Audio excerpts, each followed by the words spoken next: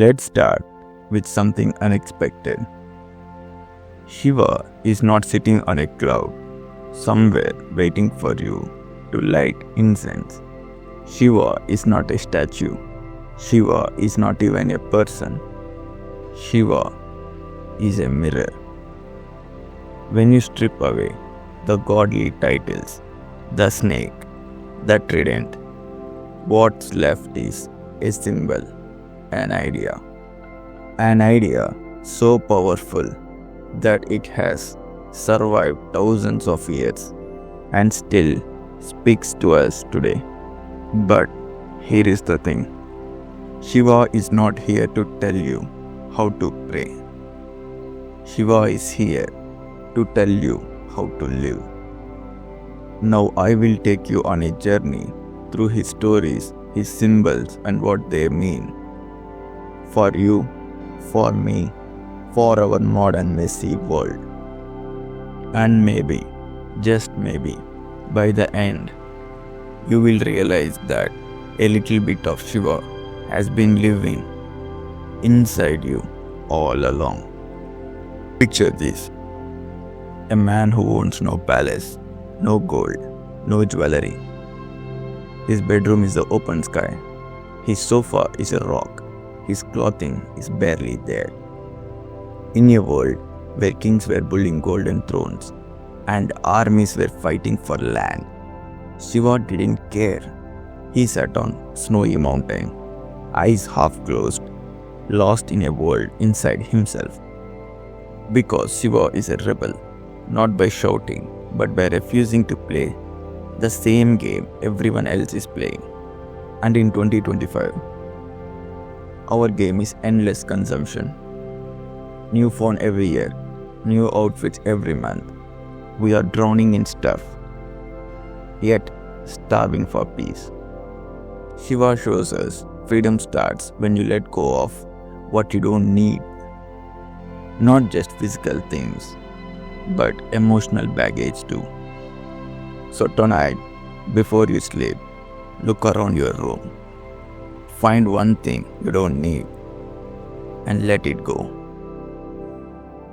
Because the less you carry, the further you can walk. Here is a strange contrast. Shiva is the still, silent yogi and the wild cosmic dancer. He can sit in meditation for years and he can set the universe on fire with a single step of his dance. This is not contradiction, it's a lesson. Life is not about choosing stillness or moment. It's about mastering both. In our world, we have two kinds of people. Those who are always on, hustling, grinding, never stopping until they burn out. And those who are always off, endless scrolling, avoiding responsibility, drifting. Shiva says, don't be either extreme. Work with full intensity. Rest with full surrender. Try this tomorrow.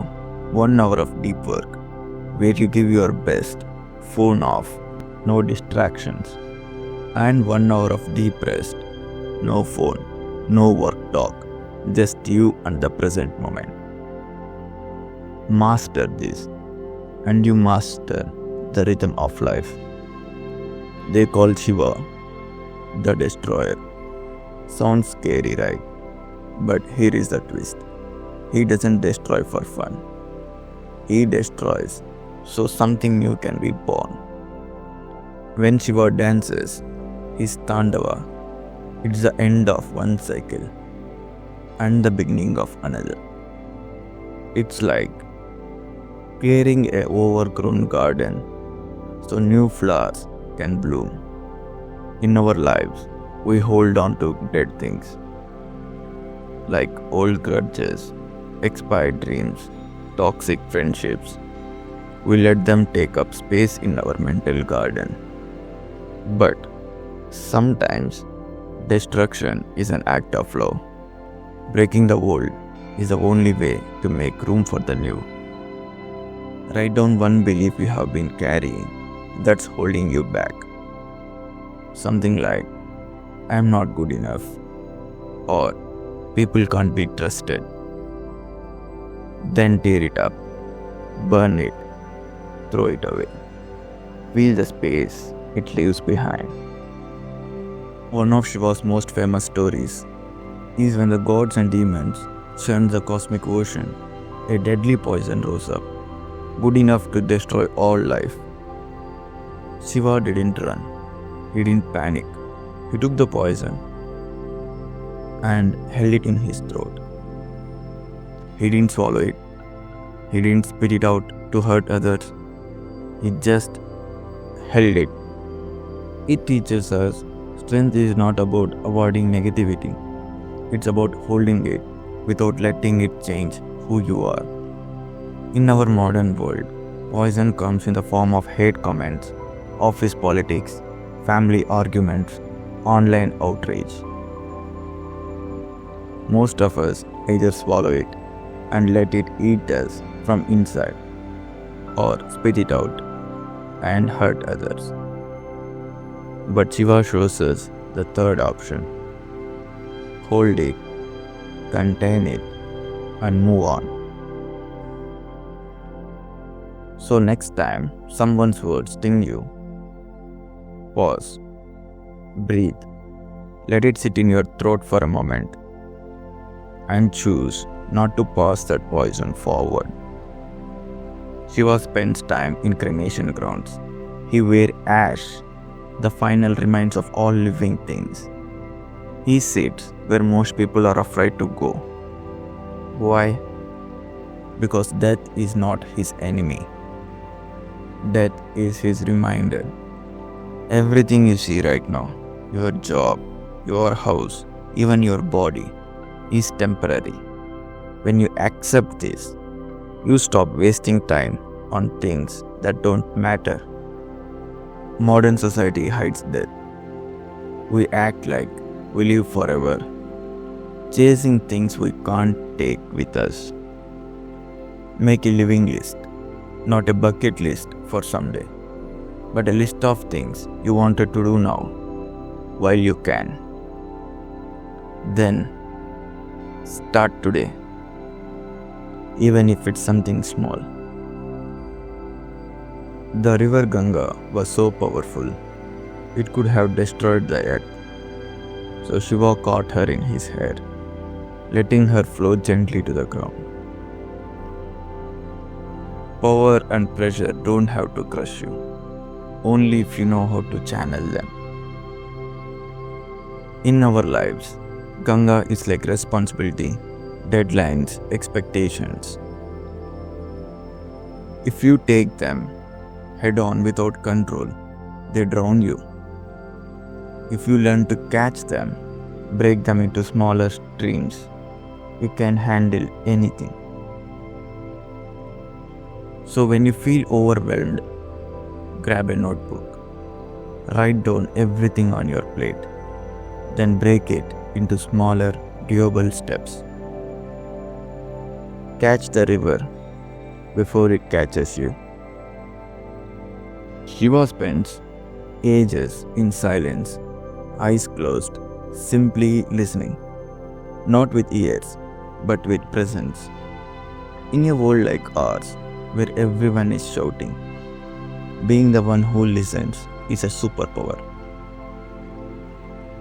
Silence is not empty, it's full of answers. So once a day, have a no input hour. No phone, no music, no podcasts, no conversation. Just sit, walk, or stare out the window. You will be amazed how much clarity shows up. Here is another contradiction. Shiva is a devoted husband and father, and also the wandering ascetic, teaching us love deeply, but don't lose yourself. Keep your individuality alive, even in relationships.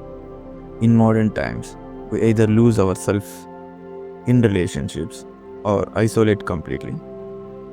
Shiva shows a third way. Be fully present for others, but also for yourself. Pick one personal dream, something just for you, and work on it, even if it's only 10 minutes a day. Finally, Shiva is not waiting in the clouds. He's sitting in the quiet corner of your mind, waiting for you to remember. Today we see him as the minimalist rebel, teaching freedom in letting go, the master of balance, stillness in action, the destroyer of illusion, clearing space for the new, the holder of poison, strength without harm, the friend of death, embracing impermanence, the river tamer, handling pressure with grace, the great listener, finding power in silence, the family man ascetic, loving without losing yourself. You don't have to wear ash or hold a trident to be like Shiva. You just have to choose in small moments every day to live with more awareness, a little more balance, and a lot more courage. Because Shiva is not somewhere out there. Shiva is already in you.